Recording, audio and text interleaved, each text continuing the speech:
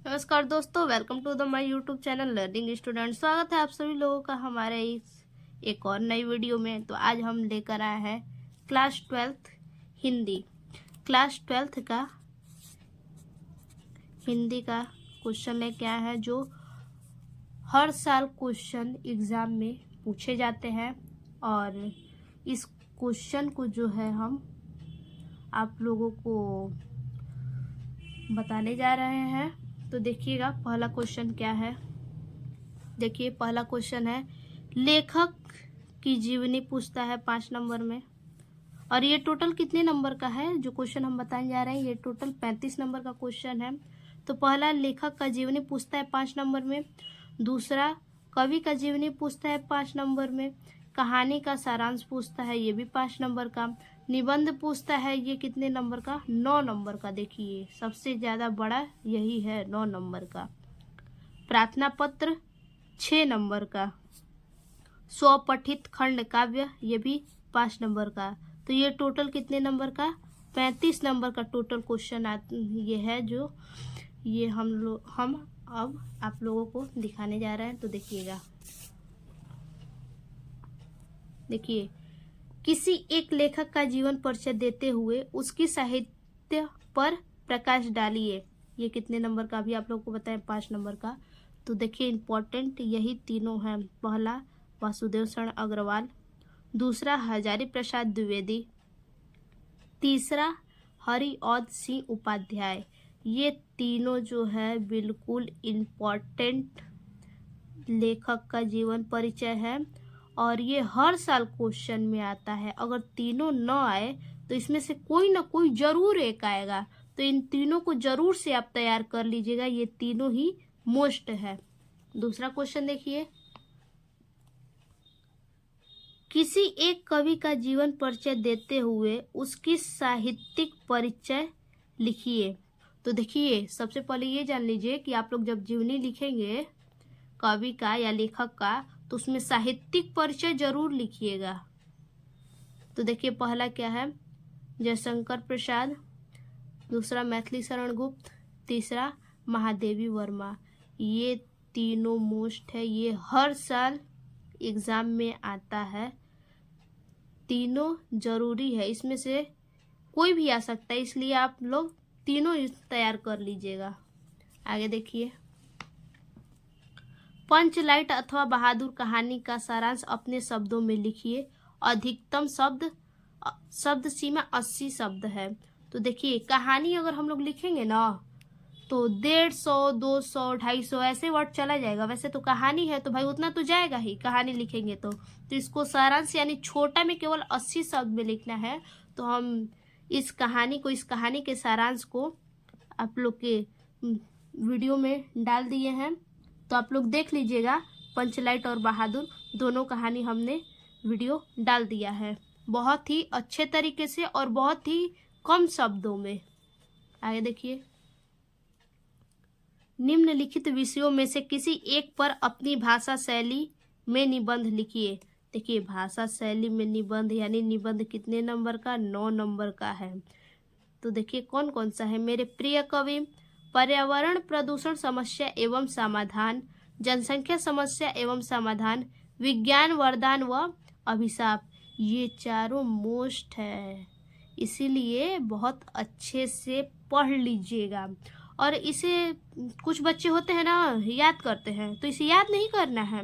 देखिए मेरे प्रिय कवि देगा तो क्या करना है, सबसे अच्छा आप लोग तुलसीदास पे तैयार कर लीजिए, सबसे अच्छा।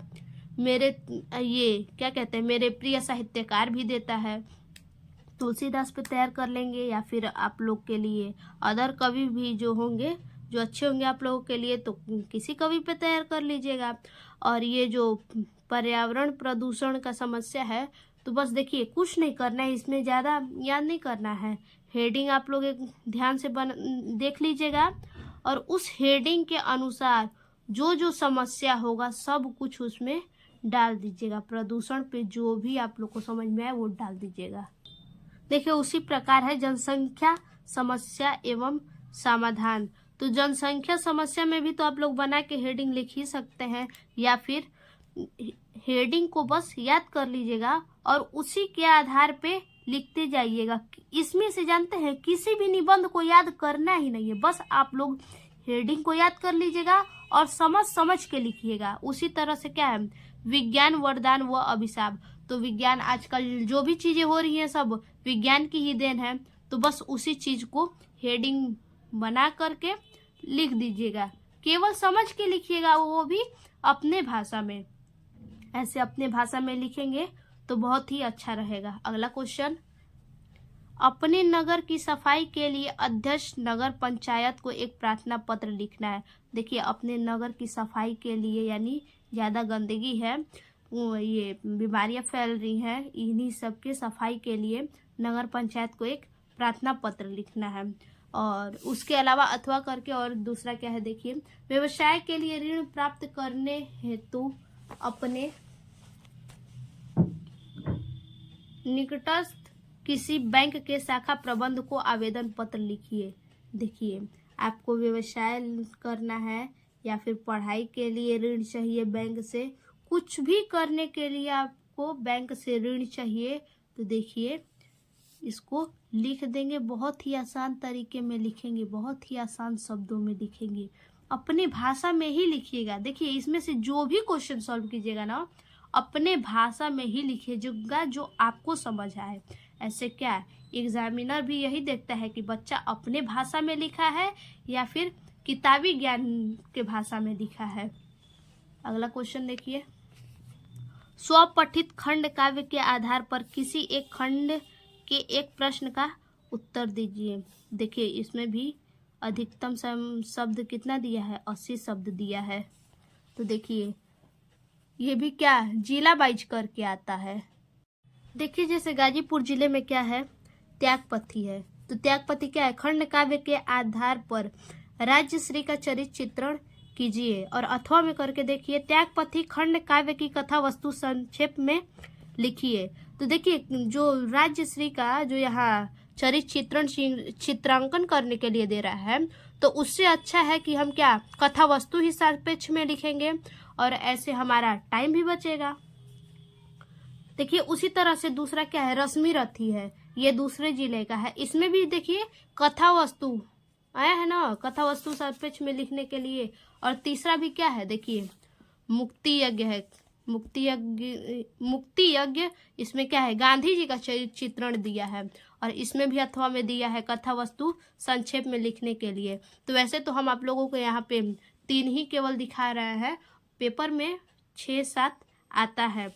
तो देखिए ये जो त्यागपथी ये गाजीपुर जिले का है, इसका चरित्र चित्रण करने से अच्छा है कि आप किसी भी जिले से हो, कोई भी जिला हो, कोई दिक्कत नहीं है, किसी भी जिले से हो, लेकिन क्या कथा वस्तु लिख देंगे सापेक्ष में, तो आपको ही सुविधा होगा। तब तक के लिए धन्यवाद, फिर मिलते हैं अपनी एक नई वीडियो में।